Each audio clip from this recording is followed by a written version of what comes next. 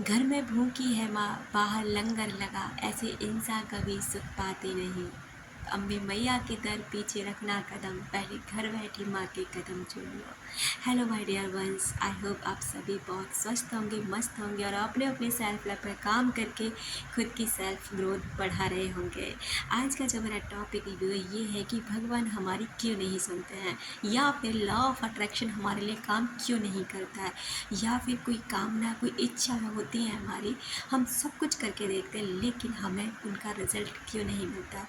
अगर आपके साथ भी कुछ ऐसा है ना तो ये वीडियो आपके लिए है और इस वीडियो को ना पूरा सुनने की कोशिश ज़रूर करें। सबसे पहली बात, जब हम मंदिर में बैठते हैं बहुत ही कामनाओं की ढेरी लगा देते हैं कि भगवान ये चाहिए वो चाहिए। क्या कभी हम शांति से उनके बारे में पूछते हैं कि वो कैसे हैं, कितने सुंदर हैं, क्या निहारते हैं, क्या सोचते हैं कि क्या सिर्फ हम मांगने के लिए उनके दर जाते हैं, उनके सामने व्रत पूजा पाठ सब कुछ करते हैं। अगर ऐसा है तो आपकी कामना होने में पूरी होने में देर हो सकती है। दूसरी बात, जब हम मंदिर में बैठते हैं तो हमारे घर में कुछ लोग हमारे बुज़ुर्ग हो सकते हैं, सास ससुर माँ बाप, कोई भी इंसान जो भूखे हैं, उनको लग रहा है कि उनको खाना चाहिए ही चाहिए और आप अपनी पूजा में मगन हैं।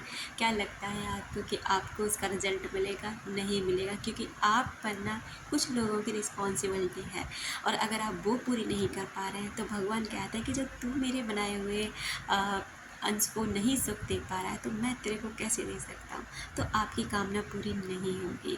वहीं अगर मान लीजिए कोई पति है, पूजा कर रहा है और वहीं पत्नी ने आके कुछ मांग लिया, कुछ पैसे की डिमांड कर दी और वहीं वो भगवान से मांग रहा है, उसने अपनी पत्नी को फटकार दिया कि क्या ज़रूरत है, इतने ओवर खर्चे करती हो, ये करती हो। तो ये चीज़ तो भगवान भी तुमसे कह सकता है ना कि तुम ओवर खर्चे क्यों करते हो, तुम्हें ज़रूरत से हिसाब से तुम्हें दे रखा है, फिर तुम्हें क्यों चाहिए।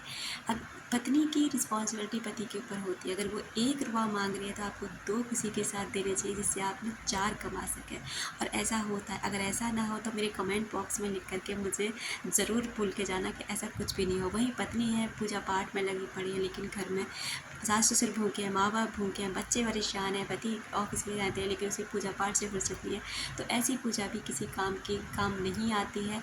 क्योंकि भगवान भी स्वयं कहते हैं कि तुझे कर्म के लिए बनाया है, जितने अच्छे कर्म करेगा, जितने जो रिस्पॉन्सिबिलिटी तुझे दी है ना उसे तू निभाएगा तो तेरे साथ में भी मैं पूरी तरह से खड़ा हूँ। भले ही तू एक अगरबत्ती मत लगा, और अगर किसी को दिल दुखा कर तू चाहे भले अगरबत्ती की पूरी फैक्ट्री में आग लगा दे मेरे सामने, तो भी मुझ पर कोई असर नहीं पड़ने वाला। तो आप समझ सकते हैं कि कर्मों का कितना बड़ा विधान होता है। वहीं एक ननद होती है, अपनी भाभी से कह के जाती है कि भाभी मैं अपने गाँव माई अलग ससुराल जा रही हूँ और मेरे माँ बाप का ख्याल रखना, जो भी मांगे उन्हें देना। लेकिन वही ननद जब ससुराल पहुँचती है तो सास ससुर की कोई कदर नहीं है, परिवार की कोई कदर नहीं, लड़ाई झगड़े दंगे फसाद। क्या लगता है कि ऐसे इंसान सुख पा सकते हैं? क्या लगता है कि भगवान ऐसे लोगों की सुन सकते हैं? कभी नहीं सुन सकते। क्योंकि जिन लोगों की रिस्पॉन्सिबल, क्योंकि अब मान लीजिए आप घर में करने वाले हैं तो आपको भगवान ने इतनी शक्ति दी है, सामर्थ्य दिया है कि आप उन लोगों का पेट भर सकें। क्योंकि हम नहीं जानते कि इस परिवार में हम किसकी वजह से स्वस्थ हैं, किसके भाग्य की वजह से हम स्वस्थ हैं, किसके भाग्य की वजह से हम अच्छा करें। क्योंकि हर इंसान का ना अपना अपना नसीब होता है। अगर आप चाहते हैं कि भगवान आपकी जल्दी से जल्दी सुने, आप चाहते हैं कि भगवान आपकी हर कामना और इच्छाएं पूरी करें, तो आपको भी जो लोग आपसे उम्मीद लगाते हैं, अपेक्षाएं रखते हैं ना, उनकी उम्मीदों पर खरा उतरने की कोशिश कीजिए, उनके बारे में अच्छा सोचने की कोशिश कीजिए। तो भगवान आपके लिए हमेशा दोनों हाथ फैलाए खड़े हुए। आपने एक गाना तो सुना ही होगा, जो बोएगा वही काटेगा, तेरा किया आगे आएगा, सुख दुख है क्या खेल कर्मों का, जैसी करनी वैसी भरनी, जैसी करनी वैसी भरनी।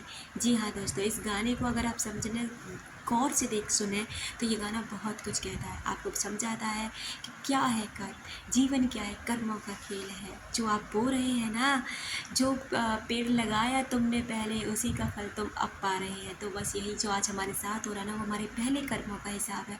जो आगे होगा ना वो आज के कर्मों का हिसाब होगा। तो अपने कर्मों पर ध्यान देकर ना पूजा पाठ, आप माता रानी के सामने बैठिए, घर वालों को खुश करके माता रानी के सामने बैठिए, सबकी अपेक्षाओं को पूरा करने के बाद साथ आप भगवान के सामने बैठिए तो भगवान ये कहेगा कि तुझे तो बिना मांगे ही तुम्हें मांगने की ज़रूरत ही नहीं पड़ेगी, तुम्हें कुछ कहने की ज़रूरत नहीं पड़ेगी। और अगर ऐसा ना हो ना तो मुझसे ये बात बोलकर ज़रूर जाना कि ऐसा नहीं किया। तो इसलिए सबसे पहले अपने परिवार में जितने भी सदस्य हैं आपके, जिनकी रिस्पॉन्सिबिलिटी आपके पास है, प्यार से निभाना शुरू कर दीजिए। घर में शांति का स्रोत बन जाइए कि आपसे मिलकर, आपसे बात करके ना लोगों को अच्छा फील होने लगे, आप उन्हें अच्छा फील कर सके, शांति फील करा सके।